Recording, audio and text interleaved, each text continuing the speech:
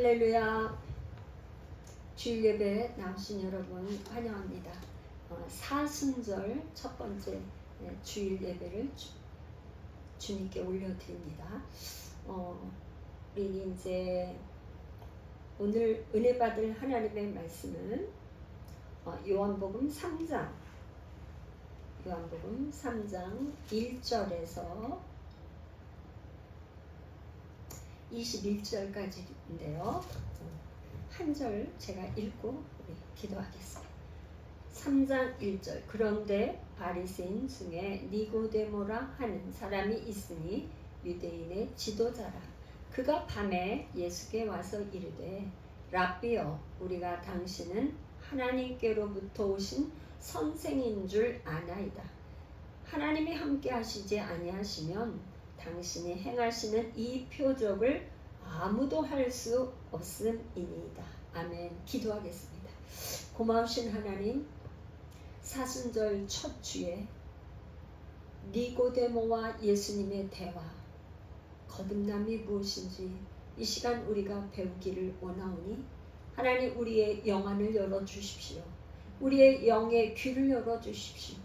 우리의 마음에 할례를 베푸사 말씀이 지식이 아니라 마음으로 깨달아지고 알아지고 믿어지고 우리가 이 시간 거듭 태어나는 그런 시간 되게 축복하옵소서.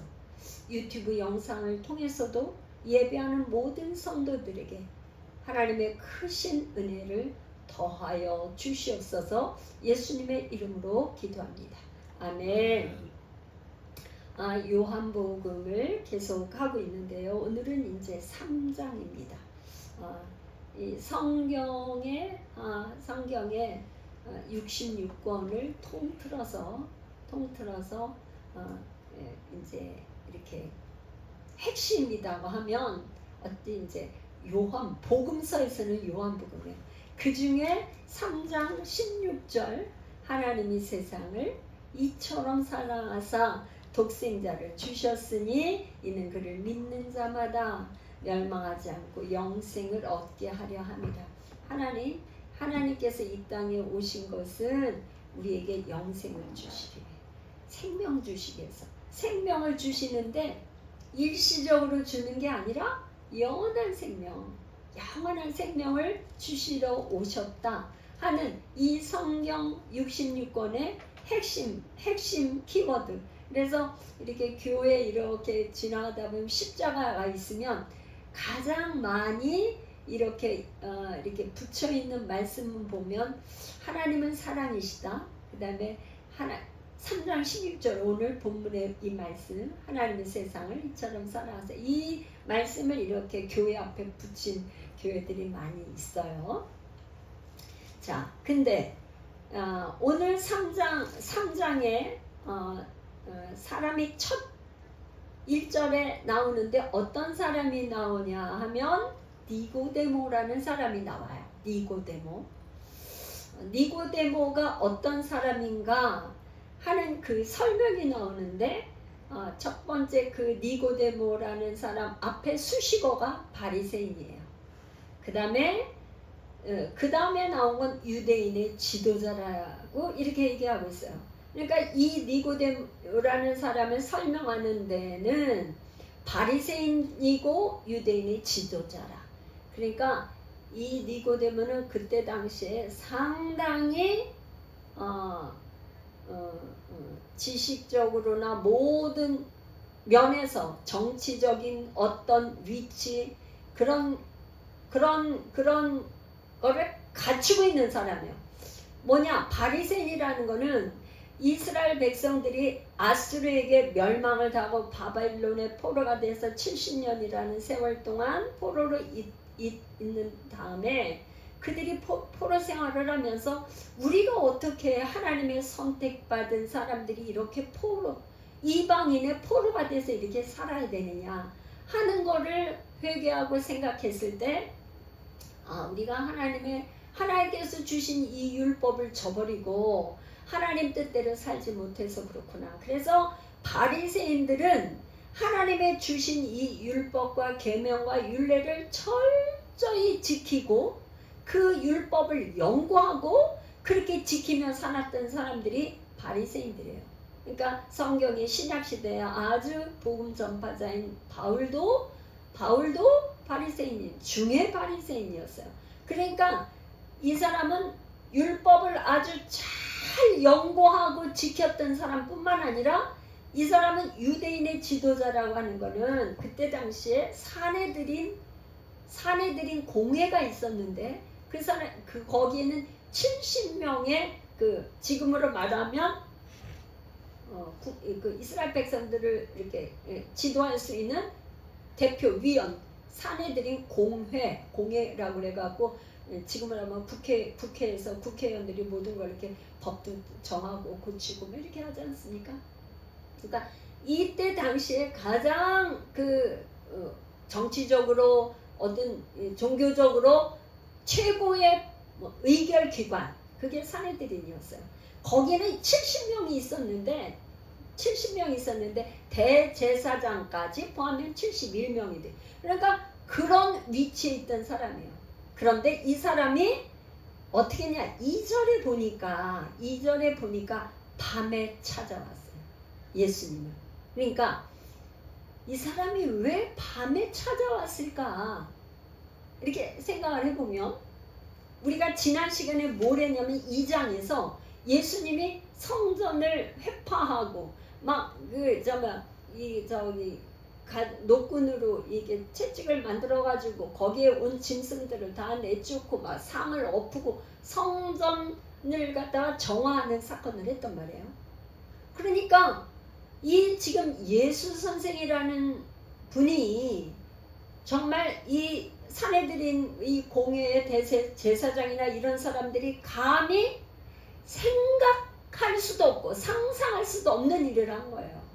이스라엘 사람들에게 두 가지 가장 중요한 걸 얘기하라면 성전과 안식일을 지키는 일이에요. 근데 예수님은 오셔가지고 아니 지금 예루살렘에 있는 성전을 막 회파하고 막 성전을 막 정화하는 이런 일을 하고 나니까 너무 놀랄 일 아니겠어요? 그런데 이 니고데모라는 유대인의 지도자여 이 바리새인이 감히 그런 예수님한테 낮에 찾아온다는 것은 말하자면 좀 어불성설이라고 할까요? 이게 낮에 올 수가 없는 거죠. 낮에 올 수가 없어. 이목도 있고 많은 사람들이 이 사람이 이미 그런 위치에 있는 사람이에요. 근데 정말 예수님은 지금 유대인들이 생각할 때 정말 완전히 유대인들이 생각하는 전혀 다른 이런 행동을 하고 있는 예수님께 나올 수가 없으니까 밤에 찾아왔어요. 또 한 가지의 의미는 이게 지금 또 한 가지의 중요한 의미는 지금 제가 이제 요거를 중간에서 조금 설명을 하는데 이게 지금 1절에서 21절까지의 문단을 나눠보면 1절, 2절이 니고데모가 밤에 찾아온 이야기를 하는 거예요. 그런데 요거에 대해서 A-는 빛, 어둠, 진리를 따르는 자, 악을 행하는 자. 그러니까 여기는 밤은 어둠이잖아요. 요거를 대칭으로 얘기를 하고 있어요. 그 다음에 B는 뭐냐? 거듭나지 아니하면 물과 성령으로 거듭나지 아니하면 하나님 나라에 들어갈 수 없다. 이렇게 얘기하는 거에 땅의 일, 하늘의 일 요것과 대칭을 해서 B-를 설명을 하고 있어요. 그런데 이 전체에서 1절에서 22절까지 아주 핵심 구절이라 하는 건 뭐냐? 10절. 너가 여기 지금 뭐라는 1절을 벌였어? 유대인의 지도자라는데 이스라엘의 선생으로서 이러한 것들을 알지 못하느냐? 알지 못한다는 이거가 뭐냐? 유대인들, 그 당시에 유대인들이 다 그렇게 몰랐다 이 말이에요. 니고데모 한 사람이 대표 지도자이고 대표자인 사람이 이런 걸 몰랐다, 이런 건 다른 사람은 말할 필요도 없다 이 말이에요. 다 그렇다는 거예요.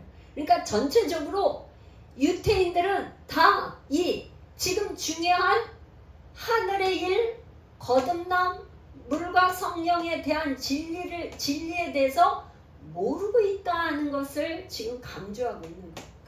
그러니까 이게 뭐냐? 그가 낮에 올 수 없고 밤에 왔다는 거는 영적으로 어둡다 이 말이에요. 보지 못한다 이런 말이에요. 그래서 2절에 그가 밤에 예수께 와서 이르되 뭐라고 그러냐면 랍비여 랍비여.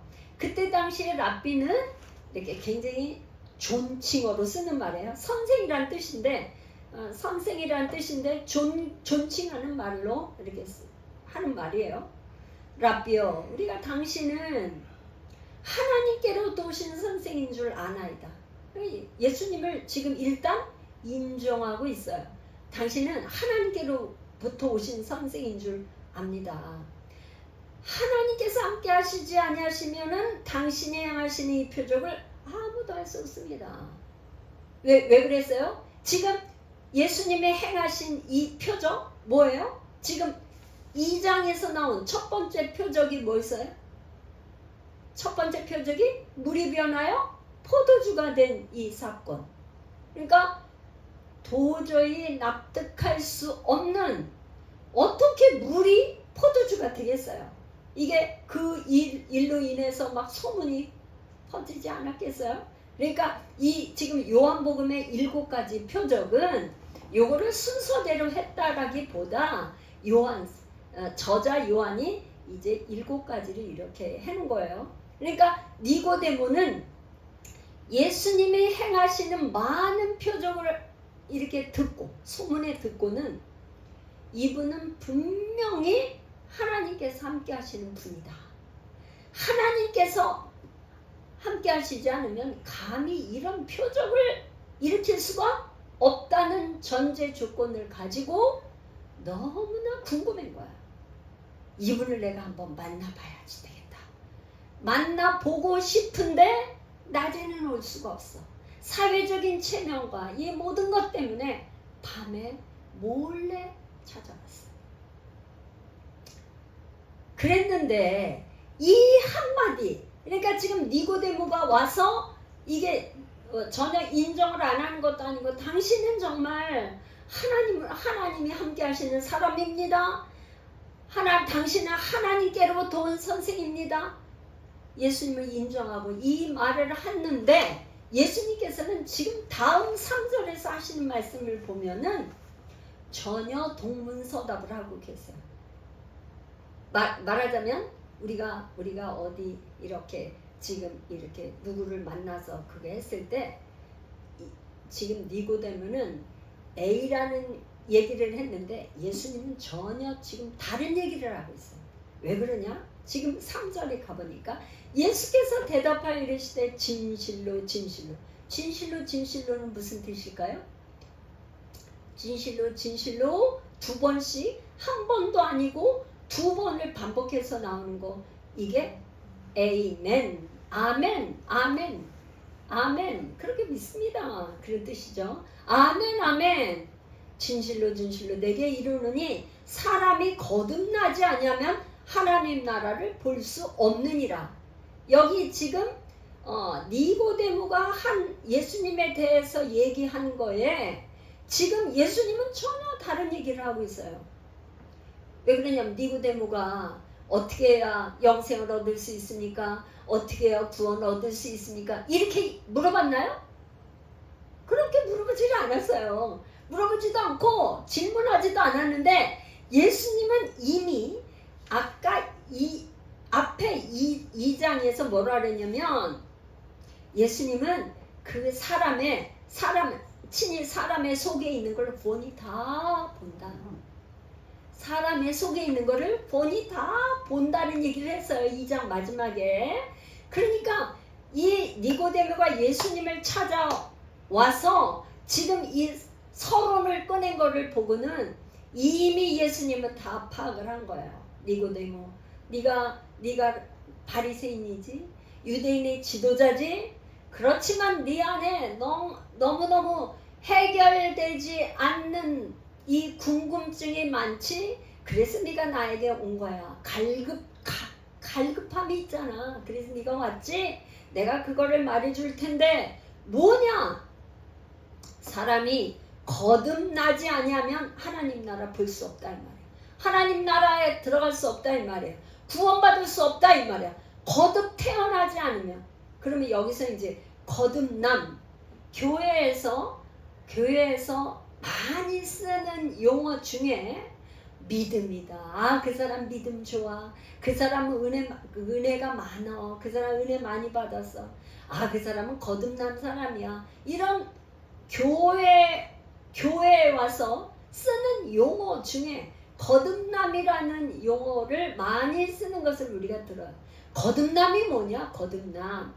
이 시간 너무 중요하죠. 할렐루야. 거듭나지 아니하면 어떻게 한다고? 거듭나지 아니하면 하나님 나라 볼 수 없으니까 구원받지 못한다는 거예요. 그러니까 얼마나 중요해.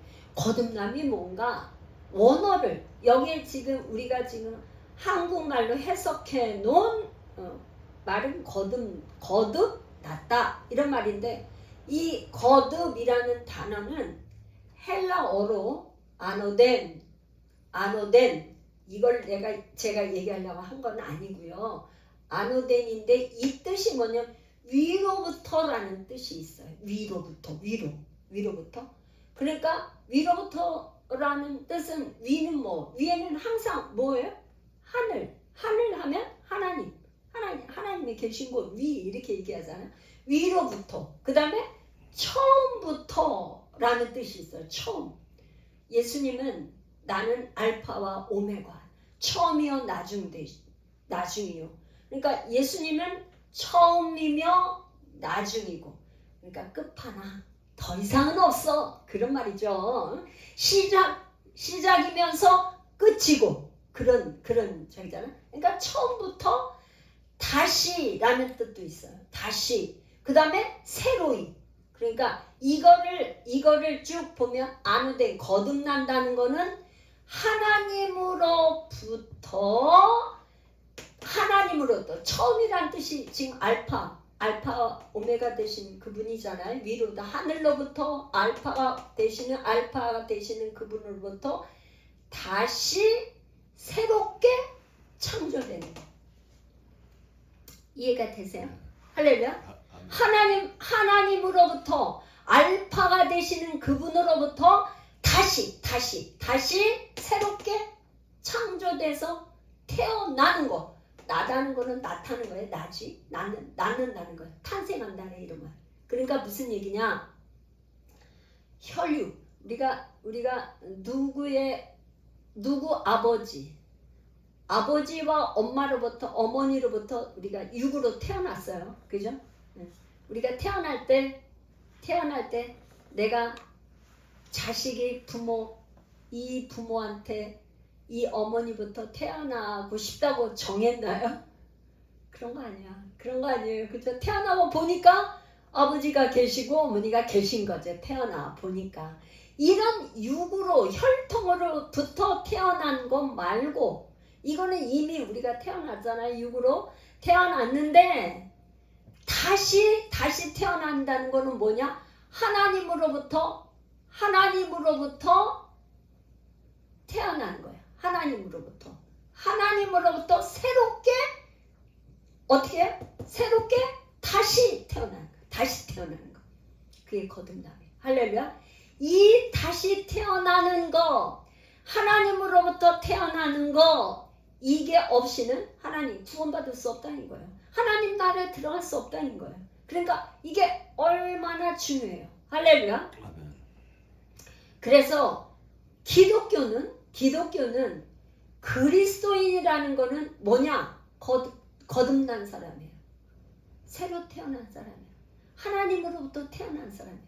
그러니까 우리가 하나님으로부터 우리가 어떤 사람이 됐냐면 양자가 된 거예요. 그죠? 말하자면 원래 육으로 부모가 계신데 하나님은 우리를 어떻게 입양해 가셨어.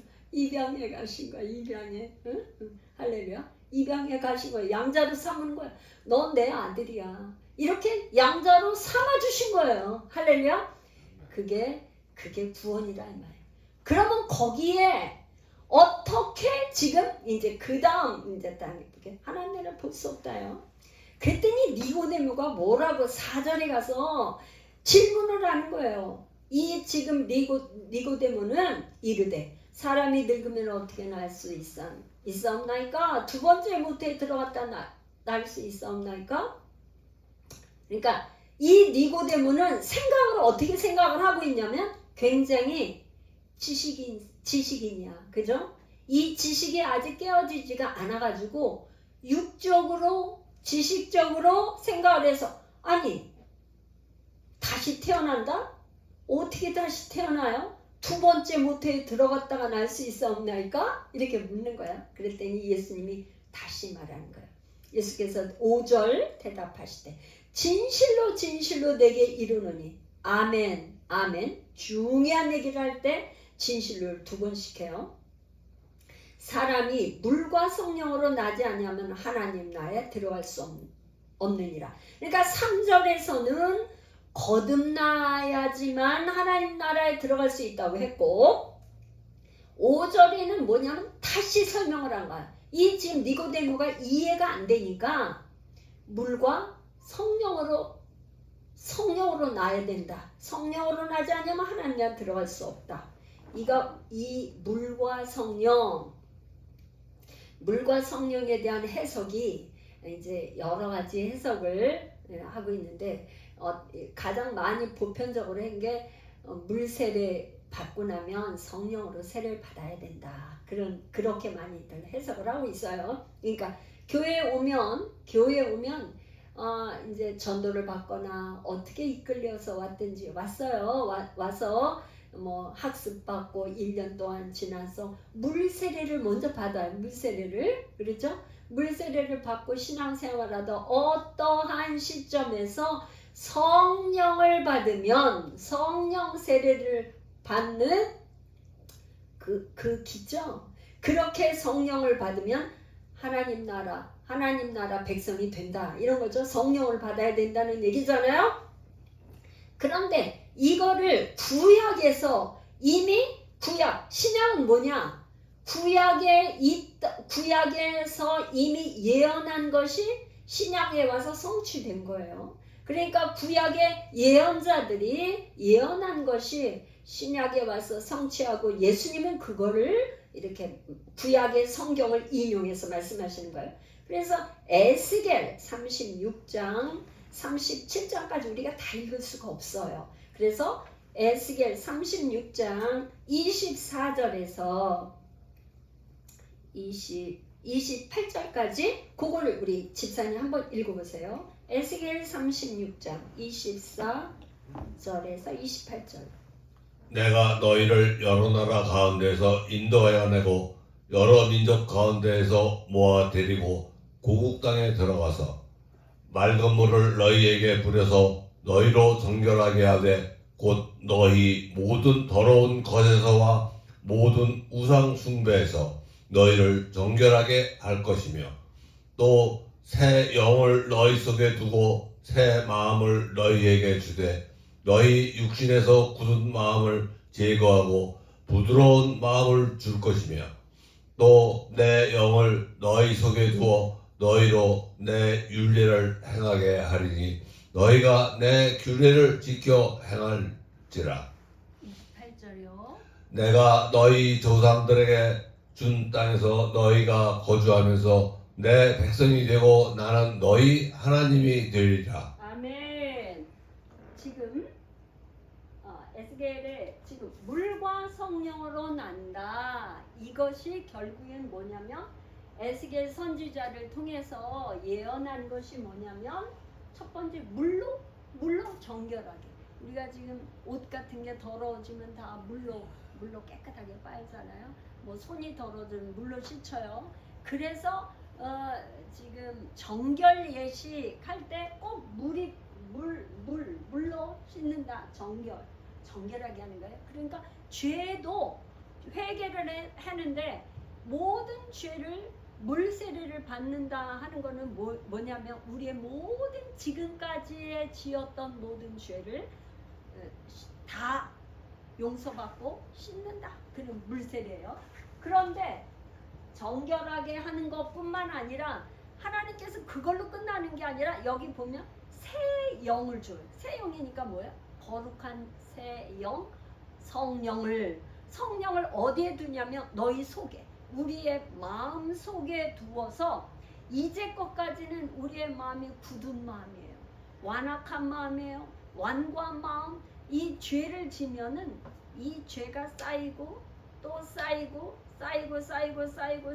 쌓여서 딱딱하고 굳은 마음이 되는 거예요. 그런데 거기에 정결하게 다 씻고 나면 성령이 오시면 뭐냐면 굳은 마음을 제거하고 부드러운 마음. 그러니까 성령이 오시면 부드러운 마음을, 굳은 마음을 제거하고 부드러운 마음을 줘서 어떻게 하냐면 이 부드러운 마음과 새 영이 오면은 그 다음에 27절에 뭐라 그랬냐면은 율례를 행하게 하고 하나님의 그 율례와 그 다음에 규례를 지켜 행하게 한다는 거예요. 그러니까 어떻게 해요? 하나님께서 마음을 주시고 성령을 주셔서 규례와 율례와 그 모든 것을 지켜 행할 수 있는 능력을 부어주신다, 이런 말이에요. 그래서 그렇게 되면 28절에 너희 조상들에게 준 땅에서 너희가 거주하면서 내 백성이 되고 나는 너희 하나님이 되리라. 이게 뭐냐? 하나님과 함께 사는 거. 하나님은 나의 하나님, 우리는 그의 백성이 되는 거. 그렇게 될 거라는 걸 에스겔 선지자가 미리 예언을 했어요. 그 예언한 거를 지금 뭐라고 그러냐면 예수님이 물과 성령으로 거듭나지 아니하면 하나님 나라에 들어갈 수 없느니라. 그러면서 6절에 또 요거에 대한 설명을 더 하는 거예요. 육으로 난 것은 육이요, 영으로 난 것은 영이니. 7절 내가 내게 거듭나야 하겠다 하는 말을 놀랍게 여기지 말라. 8절에 뭐라 그러냐면 다시 설명을 하는데 바람이 임의로 불매 내가 그 소리는 들어도 어디서 와서 어디로 가는지 알지 못하나니 성령으로 난 사람도 다 그러하니라. 그러니까 지금 B에서 뭐라 그러냐면 지금 물과 성령, 육의 영, 육과 영을 얘기를 하면서 이 영은 영으로 거듭난 사람은 어떻게 되냐? 바람 같은 존재, 바람을 얘기해요. 바람. 영의 사람은 성령을 받았다는 거는 다른 어떻게 우리가 눈으로 볼 수가 없어요. 영은 그잖아. 우리 육의 눈으로 어떻게 바람을 볼 수가 없어. 그런데 바람은 뭐냐? 바람이 이렇게 확 불어서 지금 우리가 지금 에어컨디셔너 지금 바람이 오니까 물론 소리도 나가지만 이런 이 화초 잎이 흔들흔들하는 거, 바람이 불어서 흔들흔들하는 걸 보이잖아요. 그러니까 성령 받은 영의 사람은 그렇게 바람이 불면 알듯이 알게 된다, 이런 말이에요. 알게 된다 이 말이에요. 영과 육과 영의 사람은 바람 같은 존재, 바람 같은 존재다, 이런 얘기를 하고 있는 거예요. 성령으로 난 사람은 다 그러하다. 9절에 니고데모가 대답하여 이르되 어찌 그러한 일이 있을 수 있나이까? 또 질문을 하는 거예요. 그러니까 이 말은 말하자면 어떻게 이렇게 어떻게 해야 어찌 그런 일이 있을 수 있나이까? 그러니까 10절에 지금 다시 예수님께서 말씀을 하시는 거예요. 그에게 대답하여 이르시되 너는 이스라엘의 선생으로서 이러한 것들을 알지 못하느냐? 이게 지금 니고데모 한 사람을 두고 하는 말보다는 그 당시에 유대인들에게 다 유대인들의 영적인 상태가 다 이러하다 이런 얘기예요. 어찌 보면 이 요한복음 지금 3장에 나와 있는 니고데모를 보면 우리의 영적인 상태가 아마 이 니고데모와 같지 않을까 그런 생각이 들어요. 우리가 교회에 나와서 1년, 2년, 10년 되고 20년 되고 직분도 받았고 집사, 권사 뭐 이런 직분도 받았지만 영적으로 눈이 열리지 않아서 이렇게 알지 못하고 예수님이 말씀하시는 것을 깨닫지 못하고 듣지 못하는 이런 영적인 어둠의 상태가 아닌지 내 자신이 한번 돌이켜 볼 필요가 있지 않나 그런 생각이 듭니다. 11절에 가니까요. 이제 11절부터는 비 다시 그죠? 땅에 있는 하늘에 다시 설명을 하는 거예요. 예수님께서 지금 니고데모가 이해하지 못하니까 그거에 대해서 거듭남에 대해서 다시 얘기를 하는 거예요. 진실로 내게 이루는 우리는 아는 것을 말하고 본 것을 증언하노라. 그러나 너희가 우리의 증언을 받지 아니하는도다. 그러니까 아는 것을 말한다. 이거는 뭐냐? 예수님은 어디에서 오셨어요? 하늘에서 오셨기 때문에 하늘나라에서 이미 다 본 것을 얘기를 하지만 이 땅에 와서는 이 하늘의 얘기를 해봤자 알 수가 없는 거예요. 알 수가 없는 거예요. 12절 내가 땅의 일을 말하여도 너희가 믿지 아니하거든 하물며 하늘의 일을 말하면 어떻게 믿겠느냐? 어떻게 믿겠냐? 제가 초등학교 다닐 때 그 담임 선생님이 이런 얘기를 했던 걸 기억해요. 뭐라 그러셨냐면은 미국에서는 동전을 딱 넣으면은 거기에서 이렇게 맛있는 음료수도 나오고 이렇게 돈을 딱 넣으면은 거기에서 먹을 것도 나오고 그런다는 거예요. 그런데 제가 초등학교 다닐 때는 지금 우리나라 60년대 그때 무슨 자판기가 있어가지고 뭐 이렇게 돈을 넣어서 이렇게 한다는 거는 상상도 못할 일이에요. 그잖아요? 그러니까 그 선생님이 왜 그런 말씀을 하셨는지 미국에 가면은 뭐 그런 게 있다고 어떻게 그렇게 하셨는데 그때는 인터넷이 있으니까 무슨 뭐가 있어요. 그때는 텔레비도 없었어요. 제가 중학교 들으니까 텔레비가 나왔는데 그런 때에 미국에서 있는 이야기를 한국 사람들이 알아들을 수가 없어. 그게 어떻게 그런 일이 있을 수 있지? 동전을 넣고 어떻게 넣으면 음료수가 나오지? 동전을 넣으면 어떻게 먹을 게 나오지? 지금은 뭐 너무너무 간단하잖아요. 뭐 지하철 가면은 커피부터 뭐 넣으면 다 자판기에서 다 나오잖아요. 응? 그러니까 우리 예수님은 하나님의 하늘에서 오셔서 이미 본 거를 얘기하지만 땅에 있는 육을 가지고 있는 사람은 그거를 알 수가 없어요.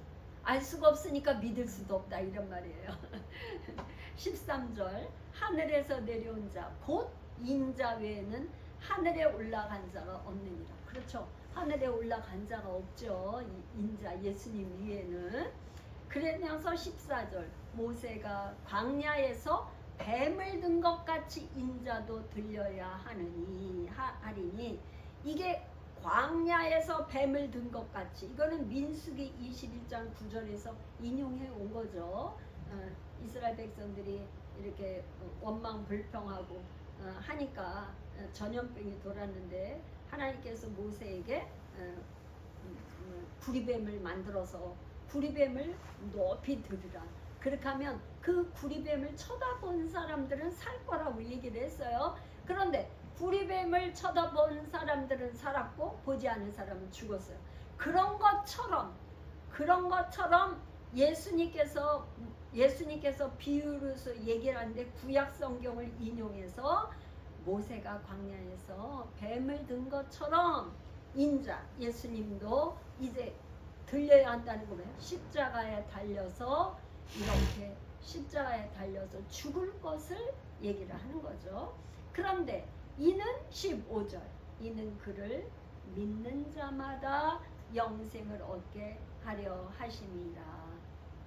그러니까 그 십자가에 달리신 그 예수 그분을 바라보고 믿는 자들은 영생을 얻는다는 것을 설명하는 거예요.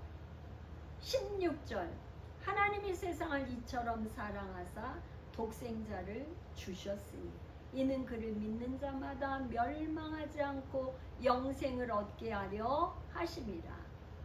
17절 하나님이 그 아들을 세상에 보내신 것은 세상을 심판하려 하심이 아니요 그로 말미암아 세상이 구원을 받게 하려 하심이라. 18절 그를 믿는 자는 심판을 받지 아니하는 것이요 믿지 아니하는 자는 하나님의 독생자의 이름을 믿지 아니하므로 벌써 심판을 받은 것이다. 지금 16, 17절에서 반복되는 단어가 독생자를 주셨다. 17절에서는 세상에 보내셨다. 주셨고 보내셨다. 이 말은 뭐냐? 능동 자기가 주셨다 그러면 주신 분이 있는 거죠. 보내셨다 그러면 보내신 분이 있죠.